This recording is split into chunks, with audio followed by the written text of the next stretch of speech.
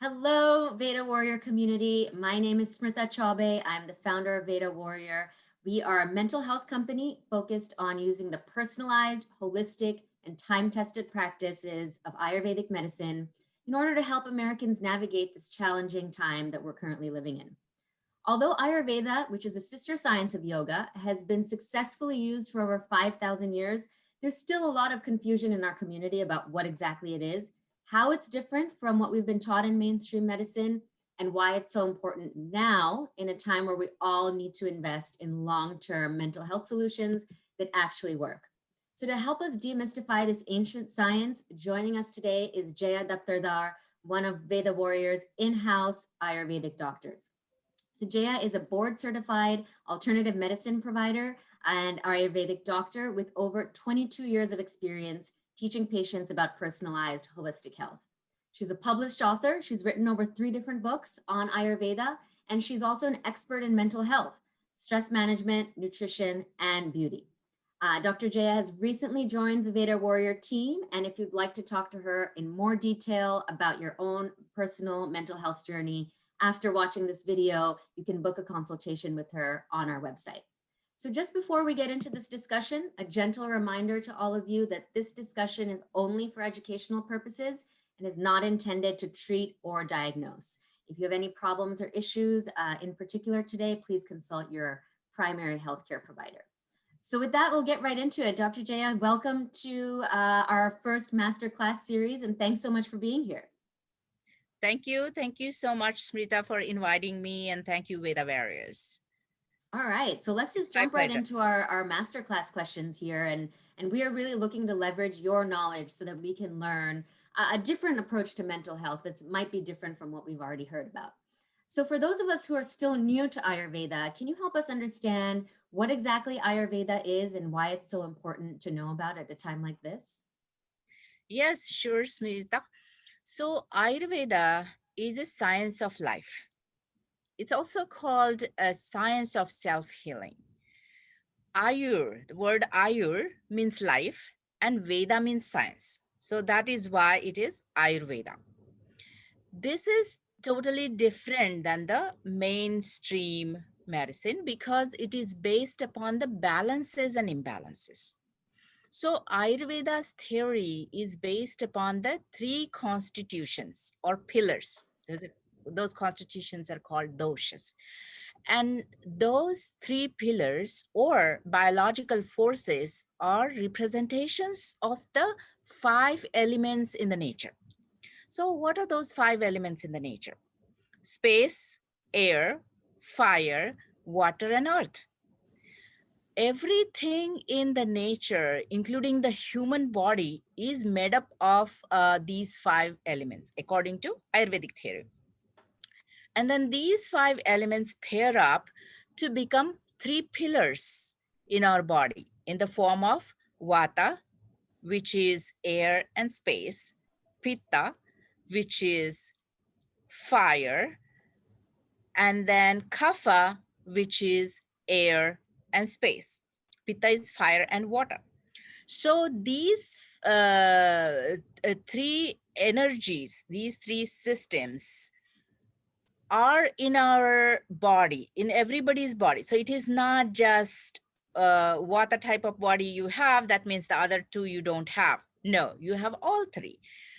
So biological energy system Vata, which is air and space, determine the longevity at the cellular level. And this energy is related to prana, which is breathing, which is a life energy, governs all life functions, including biological activity. And it is the energy of anything that moves in the body, like moves hands and legs. That's all vata, and also called kinetic energy, which is responsible for the cellular growth.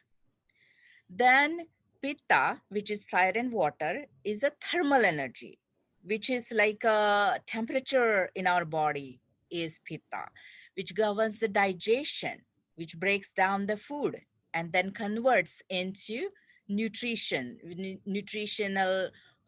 substances, which then provide food to our mind. So Pitta is responsible for that metabolism. Then third energy is potential energy, which is kapha, earth and water, which controls the anabolism, and it is the energy of binding, the construction of the body, and lubrication that provides body with the physical form, a structure, and the smooth function of all the parts of the body. Okay, so that's kapha. So health and disease are a direct reflection of the status of interaction of these three energy forces in the body, according to Ayurvedic theory. But the proper diet and exercise and lifestyle management can create a balance among these three energies or doshas, ensuring our well-being and lifespan. So all bodily processes governed by the balance of these three energies and the harmonious balance of these energies and mind and soul. Because Ayurvedic theory is all about the harmonious balance of mind, body, and soul. So, whichever energy or quality appears to dominate a person's behavior and a physic called his or her constitution type, when we call vata type, pitta type, right? So each constitution type has a particular strength, and the proper balance of these doshas with, like I said, mental and emotional balance called complete wellness of the body. So any imbalances in this system can cause illness in the body and mind. And if that is not treated properly, if that doesn't get balanced again, it affects our mental health. So that is the all correlation between the body and the mind. Wow, thank you so much. That was a fantastic overview of what Ayurveda is. And if I'm really to summarize some of the key takeaways I heard here, first of all, so Ayurveda is an energy-based healing system. That's what you just helped us understand. There are five dominant energies based on the elements, organize themselves into Vata, Pitta, and Kapha, three distinct forms of energy that exist in all of our bodies. Each of us has a unique balance of these. And the other thing that I really noted here that's very important that you said is Ayurveda is a system of mind, body, and soul optimization. So this is really something that we don't really hear very often in Western medicine, which is more based on a matter-based understanding of reality versus Ayurveda, which is a more energy-based understanding of reality. So this is super interesting. Thank you so much. I think that'll help our community really demystify, what is this exactly and how is it so different? So one of the things I find fascinating about Ayurveda is 5,000 years old, really a very living, breathing, eternally evolving body of knowledge, body of wisdom. So I would love to hear a little bit more about your journey. What inspired you to devote your life to this? Yes, that's a good question, Smrita. So I wanted to be a doctor from the beginning. And if you talk about the inspiration, my grandfather was Vaidya, from my mother's side. And And Vedya is, I'm sorry, if you could help us define what is a Vedya, which you Vaidya. said your So grandfather is. exactly. So Vaidya means doctor. Ayurvedic doctor is called Vaidya. In ancient times, they still do. So I graduated in Ayurveda from India. And then I started my practice there. But when I came to United States, I found out that there is so much need for people to understand the natural ways of maintaining health and wellness. So many years I have taught yoga, Ayurveda, lifestyle management, how to cope with stress and anxiety. Voluntarily, I was actually promoting Ayurveda for a long time because there was a need in the community. And I was in a primary care business before I joined behavioral healthcare company. So when I joined behavior health 11 years ago, there I realized a need for natural healing and integrated care is necessary than just treating mental health as a part alone.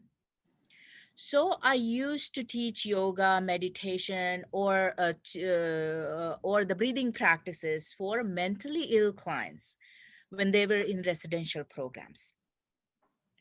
And that is where I started focusing on mental health. Wonderful. Thank you so much for that background. So it seems like, you had this ancestral knowledge that was kind of passed down from your family.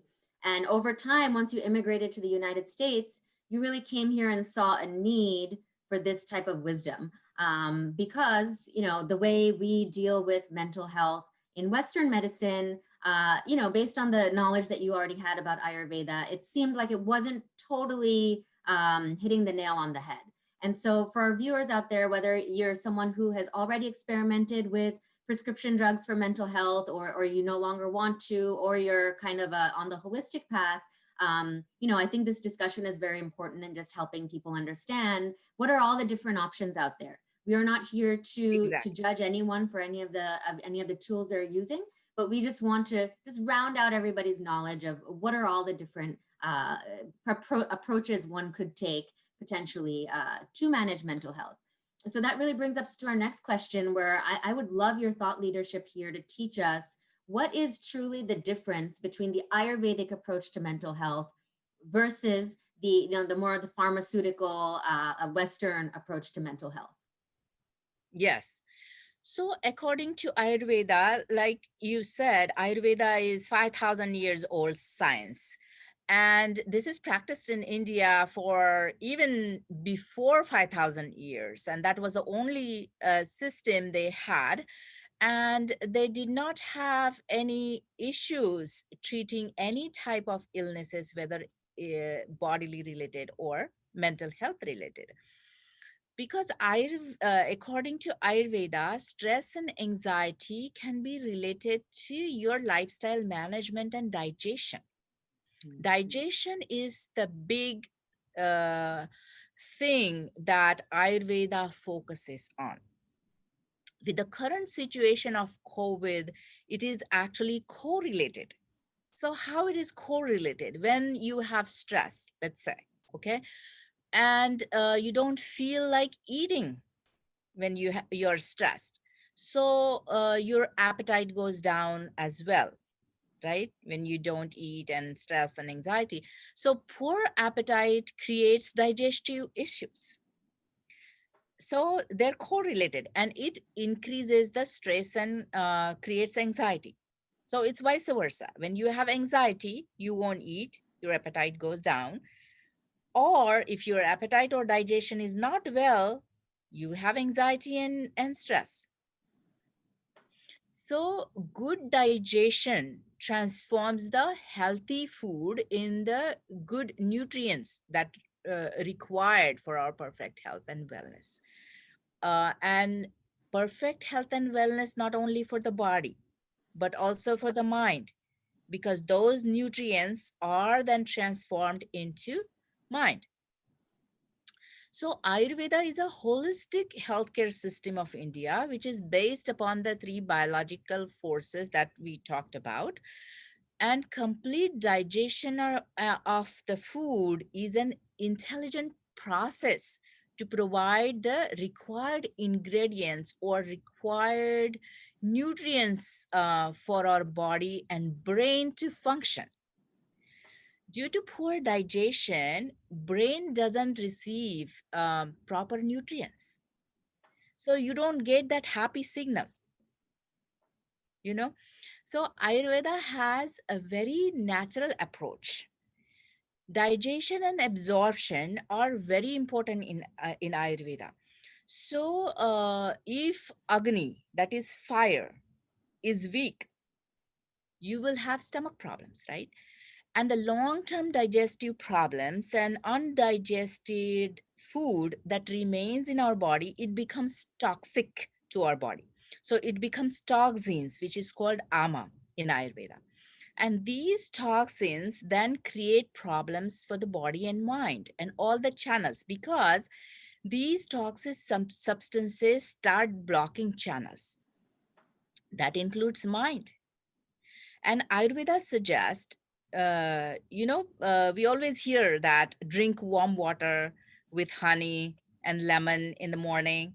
So, and the use of ginger in cooking for proper digestion. So, it can help in activating salivary glands to produce digestive enzymes that are necessary for healthy digestion and absorption of the food that we eat on daily basis, and also digestion of that ama, those the particles that remain in our body if they're not digested.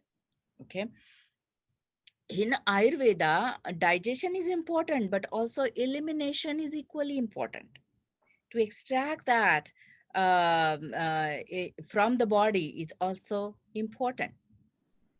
So, good digestion and soothing food provides proper nutrients to the mind to remain calm and produce happy hormones.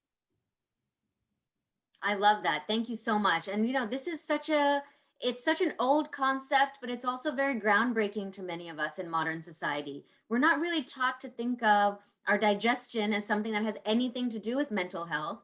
And Mental yet, health. one of the key things Ayurveda teaches us is that the mind, body, and the spirit are inextricably linked. So when your body is stressed, for example, if you have digestive issues, you can say goodbye to good mental health, that's for sure. And so I think this is such an important thing for all of us to understand, is this linkage between what we're feeling in our bodies and what we're feeling in our minds, and how we can really regulate how we feel based on making small little biohacks and changes to our routine, our diet, optimize our digestion, improve our sleep.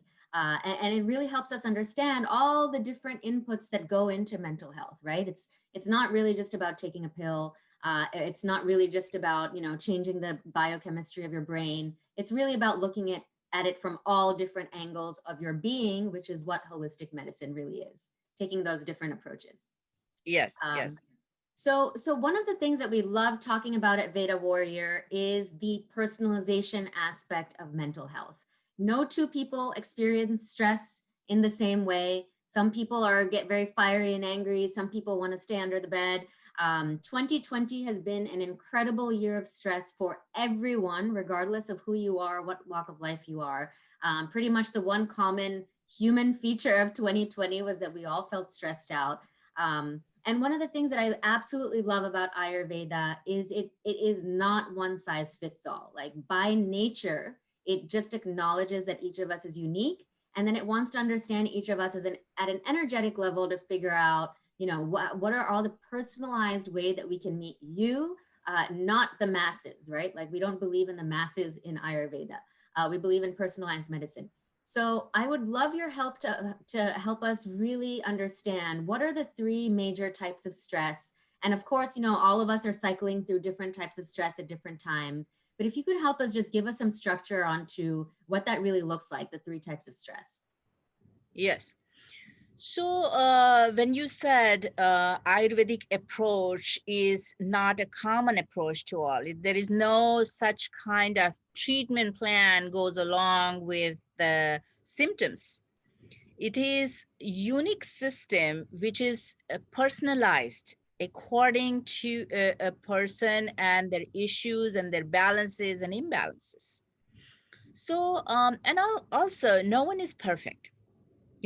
We all have some kind of imbalances, and that can develop according to the environment where you work, or some stresses come from family, some stresses come from birth. So Ayurveda has its holistic approach to stay healthy and longer life, and that's why Ayurveda finds out the body types, what type of body you have, and then what type of imbalances that you have in the body to balance it in Ayurvedic approach, in the Ayurvedic way of life. It is a way of life. So this is what people in India did 100 years ago. So when you talk about three types of stressors and give the structure, I would say, according to body type, we have those three type of stresses. You know, Vata type of body has Vata stressors. Pitta type of body, or if you have more Pitta imbalance in the body, can have Pitta stressors. If you have Kapha type of body and Kapha type of imbalance or elevated Kapha in the body, then you will have Kapha stressor. So those are the three stresses and how it works.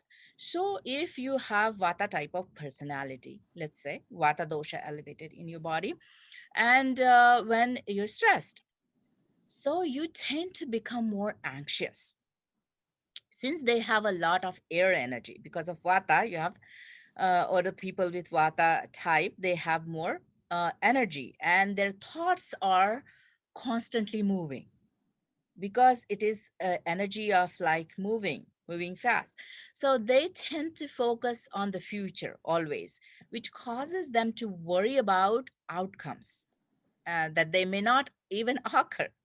So their minds are always racing, which can lead them to have trouble like sleeping at night, mostly what the type of stressors, and it is overwhelming for them. So that's why they have more fast moving anxiety. And Vatas overanalyze situations always. And then they go through ways each situation could potentially go wrong. They always think in their mind. And this sends them deeper into their anxiety. So it is important for Vatas to become and stay in present and go into more grounding practices like yoga, meditation. And then the second is the Pitta type of stressor, which if you have Pitta type of constitution, Pitta is well elevated in the body, then Pitta is fire, right? So Pitta type of stressors are full of fire energy. So, so when they're stressed, they're like snap or they like get angry and it's like erupting like a volcano. And it's it's important for them to cool down because they have so much of fire within their body, and pittas can forget about future repercussions of their actions or past experiences because they can be so in the present, and in order of pittas to remain balanced, they must cool down and must put out their inner flame by drinking even cold water and have cool breathing exercises. Well, I So resonate with that. I'm a Pitta stress type for sure. It's like the volcano erupting, as you like just said. yeah, so it's all Agni, it's fire. So that's Pitta type of stressor. And then Kapha type of stressor. So kaphas are like list bother people, and they're less likely to become stressed because they're more like calm personality, the cool personality, earthy nature, right? And they're very lovely people. So, however, when kaphas are stressed, they often don't let anybody know that they're stressed, and then they hold their emotions. And this is more like we say asymptomatic, right? So they don't even show, and they have more emotions inside. They don't talk with anybody, and this can lead into depression. So and sadness. So that is like emotional eating is involved. They start eating emotionally, and isolation. So that is more kapha type of stress. And the kaphas feel like they can't express of their own because they have to be there for everyone else. Like I said, they're like loving personality. For this reason, people around kaphas may have no idea how they feel, even though in the family, if someone has that kind of depression or sadness. So if you relate to this, it is important to shake your body and stimulate your mind and do some exercises, walk, hike. And raise your spirit high again, to cope up with that kapha stressor. So those are the three types of stressors and how to kind of cope. And every time you cannot diagnose yourself. I mean, even though Ayurveda recommends like a natural way, do this and that, you still have to go to Ayurvedic practitioner and get analyze your body type, get analyze your stressor, and then ask for the solution and go with that. It's all personalized. It's not about what you have read somewhere in the book or what you have learned in watching the videos. It is more personalized. I love that. I think this is such a fantastic overview of all the different types of stress. And as we've been mentioning, at different points in your life, you'll feel different types of stress. We're not locked into just any one of them. For example, I'm normally the volcanic type of stressed out person, but depending on the situation, for example, in COVID, I think a lot of us have been feeling that vata stress, which is anxiety, fear about the future, what's going to happen. There's been Right. a lot of uncertainty. We don't know what the world looks like anymore. So just having this understanding will really help us just know who we are at different points. But I love what you said about the importance of even analyzing the way we experience stress. So when you see your patients and you're kind of analyzing what are all their stress symptoms, so to speak, what type of tools do you use in this personalized mental health action plan? Like what type of holistic therapies are even involved? Yes. So Ayurveda has a lot of different ways that they balance the imbalances. So and everything is very natural and simple. It's not complicated at all. So the first thing in Ayurveda is when they analyze or evaluate the body type, then they find out food is a main factor to balance those imbalances. And I always talk about food for mood because there is always food for your mood. That means if you have a vata type of stressor, you have pitta type of stressor, you have kapha type of stressor, there is different types of food, and the combinations of herbs and spices are mentioned in Ayurveda.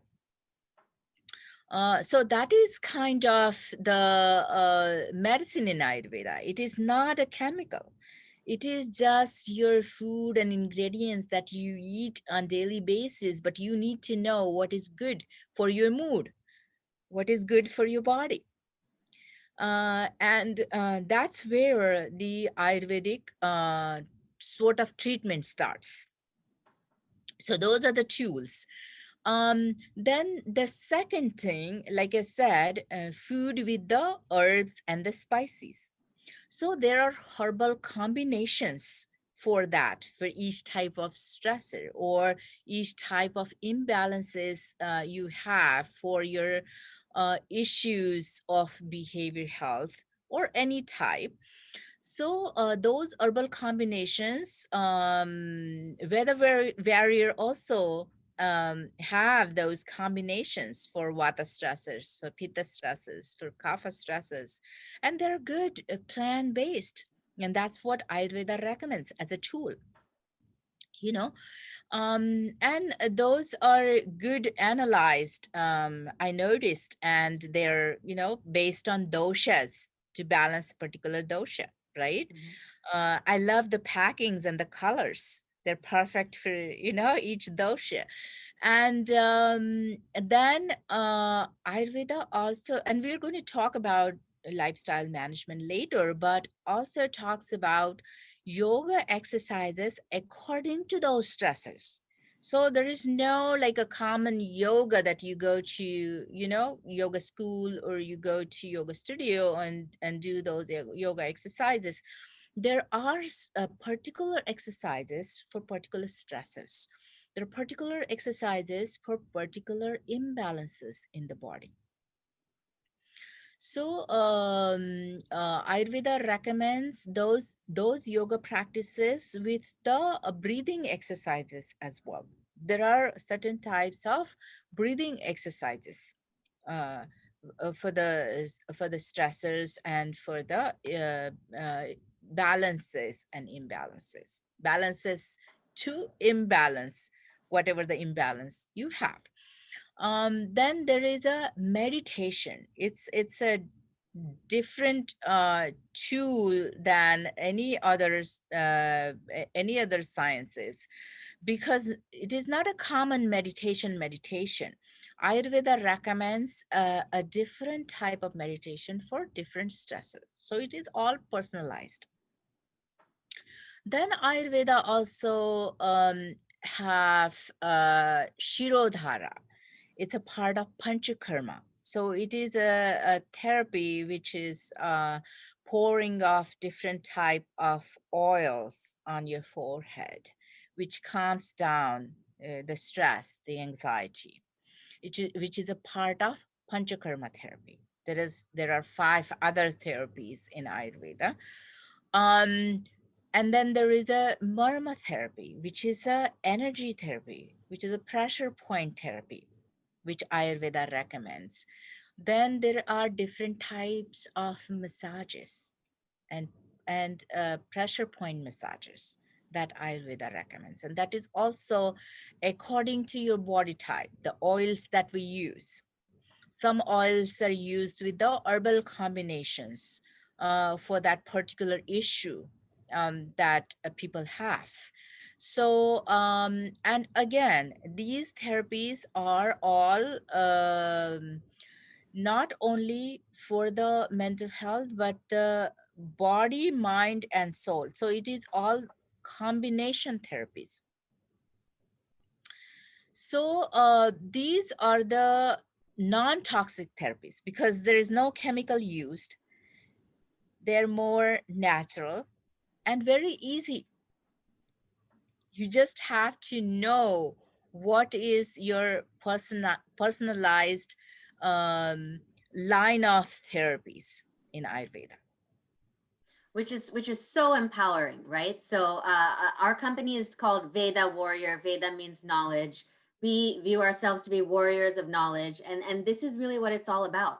It's about saying, once you understand who you are, what is your type, what is your dosha, as you Exactly. said, how can we empower ourselves with not just one or two, but a long list of non-toxic weapons, Yeah. such that whenever we're feeling out of balance, we're not feeling happy, we're not feeling joyful, our body feels uncomfortable, we can start listing those in our head. And this is the ultimate tool of empowerment, which is what I love about Ayurveda. It's about giving you the framework to really understand, how can I fix myself and how can I really understand what's going on, but using all sorts of non-toxic therapies. So you mentioned herbs, you mentioned healthy diet, yoga, different poses are different, are great for different body types, massage, certain oil-based therapies like Shirodhara, where we're using plant-based oils to remove toxins and also create a lot of balance and harmony in the body.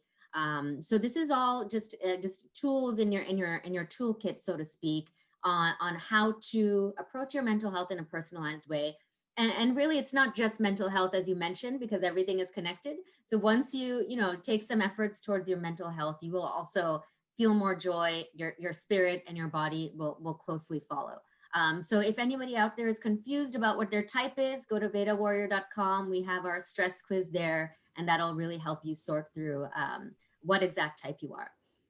So to that end, now that we've talked about all these therapies, one of the most powerful things about Ayurveda is also that we can proactively use these therapies. We don't have to wait till everything falls apart in order to start, developing a game plan on how we want to be happy and healthy.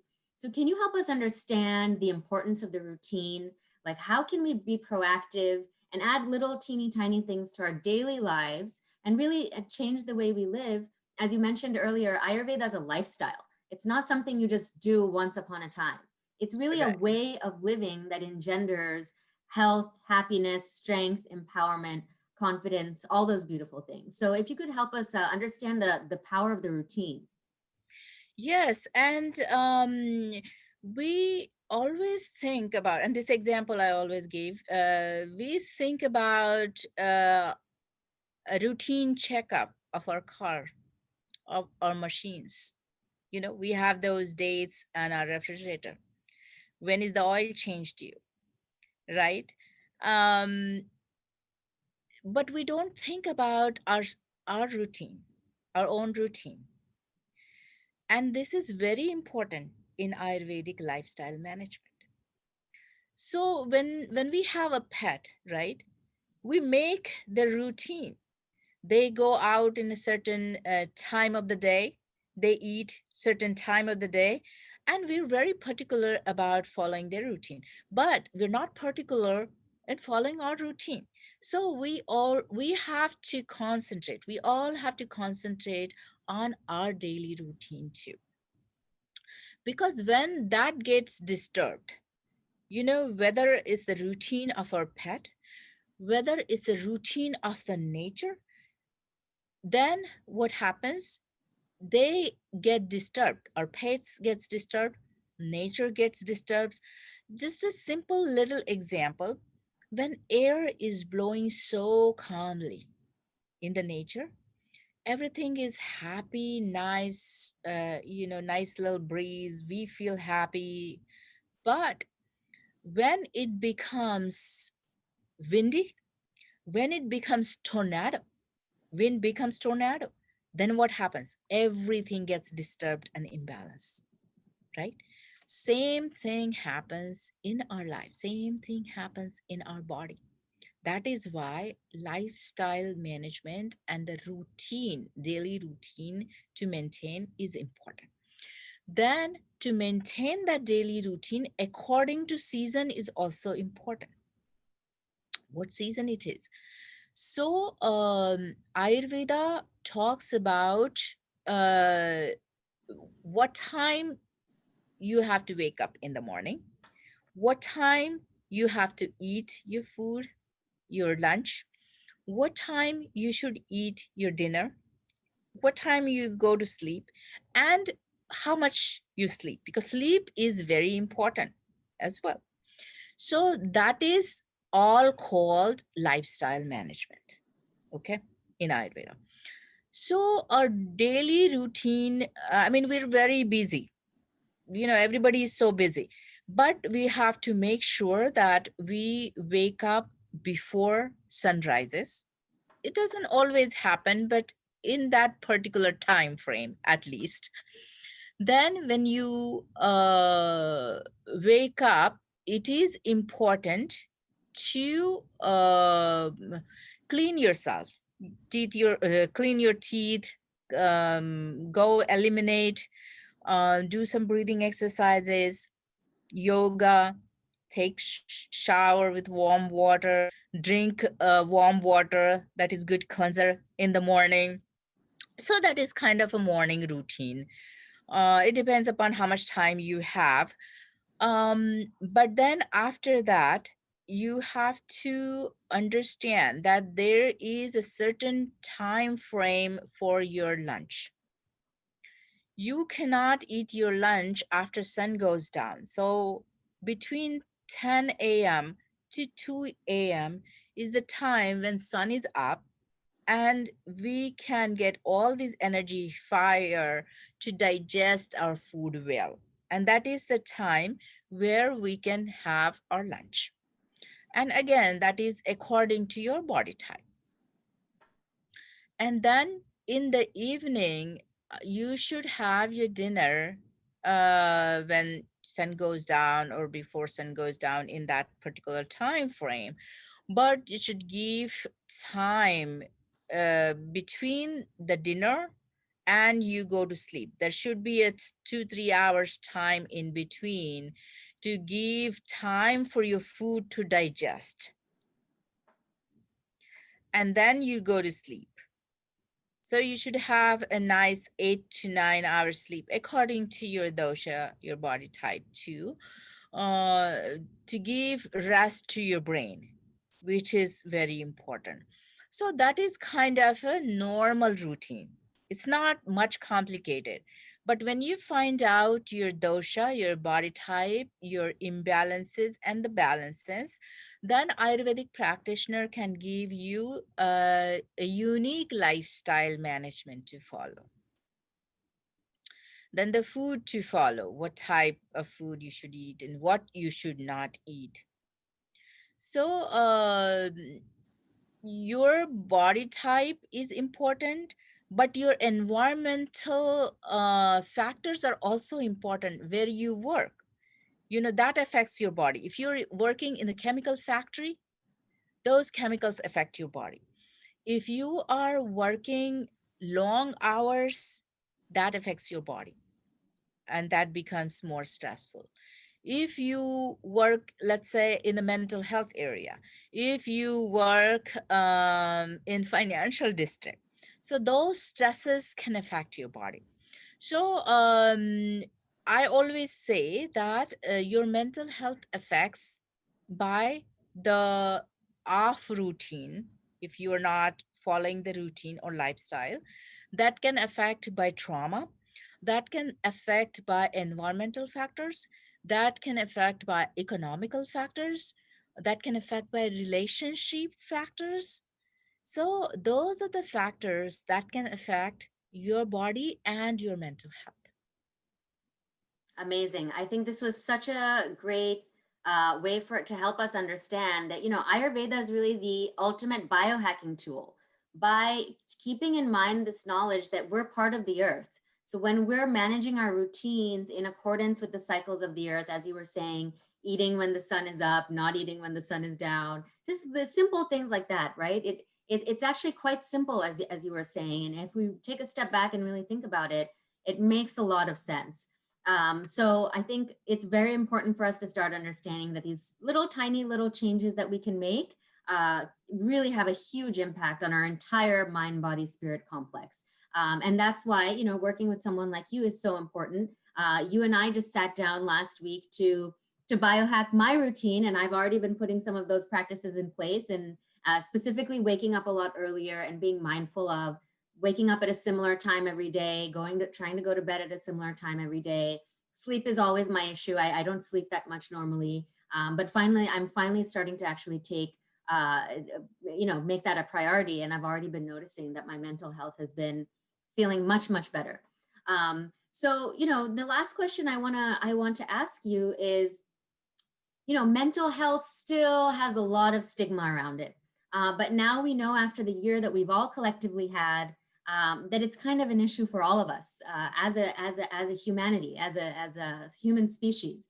So, in previous times in history, there might have been stigma about asking for help from a mental health perspective. But what do you think is the right point in the journey? I'm sure a lot of our listeners out there are kind of wondering, should I speak to a practitioner? Is there any stigma around that? Am I ready? Do I need to? So I'd love to, hear your opinion on that question. Yes, it's a very good question, Smrita, because we always think about our wellness check, our yearly physical, right? But we don't think about wellness check of our mental health.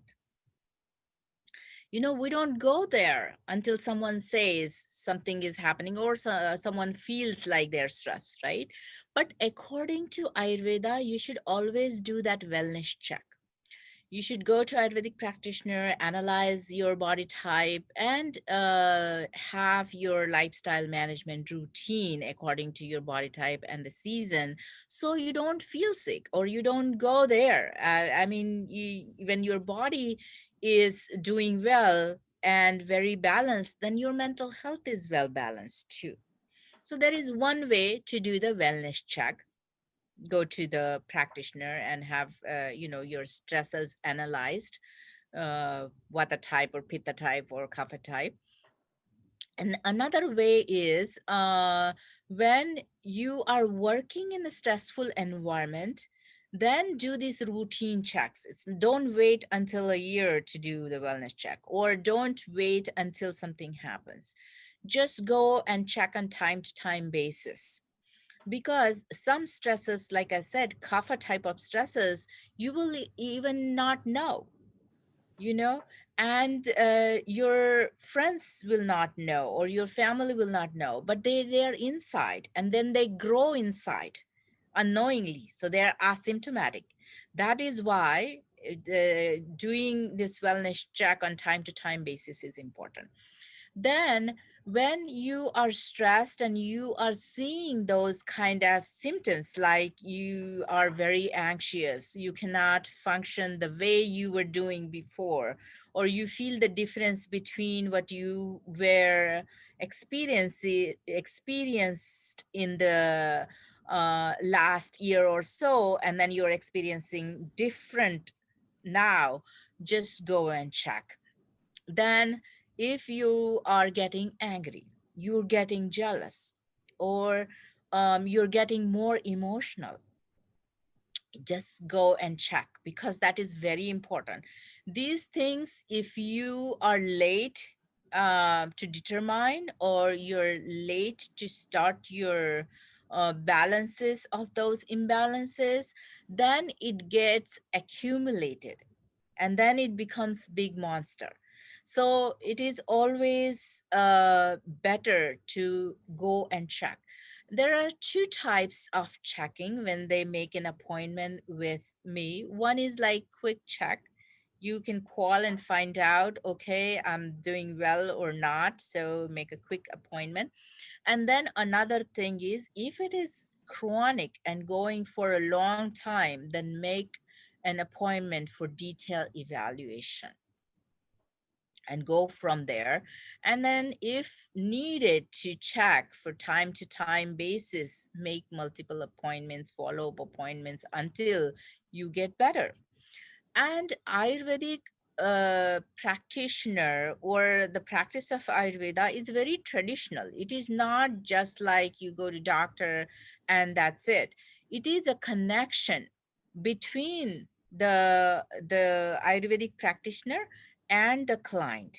So it is a relationship between them, and that goes along the way. That goes a long way, because it is not just doing the evaluation, but stay connected on time to time basis. Also email each other, and talk about how you feel. So it is a constant connection, and that is how it works in Ayurvedic practice. That is different than any other practice. I love that. And I think that's so important what you said is this the developing of the relationship, which is an extremely important part of Ayurveda. And as a modern Ayurveda company at Veda Warrior, one of our key intentions was to combine the modern technology of, hey, can we use a quiz to help you get a little bit of information? But what we can never replace with technology is that human to human relationship of someone who learns about you, someone who cares about you, someone who's there to speak and really keep track of how you're doing. And it's also very important for us to know that we don't need to wait till until the world falls apart to do a mental health checkup. This is a very important part of our existence. If you're not feeling happy, then everything else will fall apart shortly thereafter. So we're so excited to have you on our Veda Warrior team. Dr. Jaya, thank you so much for your time today. I know from personally working with you that you've been a fantastic help in helping me really think about who am I, what is my personality, what is my body type like, it helped me understand a lot more about who I am. There's an old saying that says, know thyself. And knowing yourself is really the ultimate tool of empowerment, because that empowers you to make so many different decisions so that you can take a smart, informed approach to figuring out how to manage your life. So thank you so much for your time today. And just a reminder to everyone out there, if you liked what you heard from Dr. Jaya today, you can book a time with her directly on the vedawarrior.com website. She does one-to-one consultations to help you really deep dive into who are you, what is your mind, body, spirit complex telling about you, and how can we help you sort through time-tested, ancient information to develop a completely personalized mental health action plan, which will help you in every aspect of your life. So thank you so much, Jaya. We are so excited to have you here today, and we would love to have you back to teach another masterclass soon. Thank you. Thank you Thanks so so much. much. It's my pleasure.